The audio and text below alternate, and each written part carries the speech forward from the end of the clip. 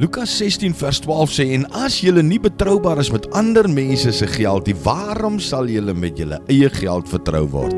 Jesus maak dit duidelik, jy moet getrou wees in iets wat iemand anders sin is, voordat hy jou droom sal verwesenlik of deure vir jou sal oopmaak.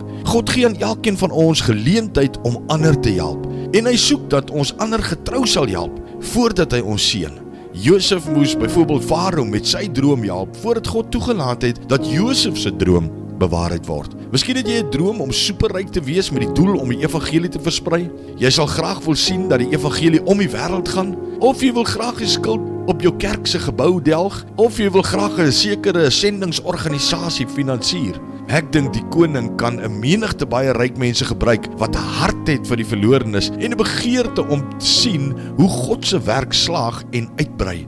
Maar eers moet jy getrou werk vir daardie persoon wat jou aangestel het. Jy moet getrou wees in dit wat 'n ander man sinne is. Jy moet eers daardie ander persoon met jou hele hart dien, of daardie ander maatskappy waarvoor jy werk, voordat God jou voorspoedig sal maak. Dit is 'n koninkryksbeginsel. Abba Vader, dankie Here vir u woord. Dankie Here dat u ons net weer so 'n bietjie rigting gee. Help ons om getrou te wees met die minste en die kleinste en dit wat u vir ons gegee het om getrou oor te wees. Here, en dankie vir dit waarmee u ons dan sal vertrou. Ons loof vir u, ons prys u en ons eer u in Jesus se naam. Amen.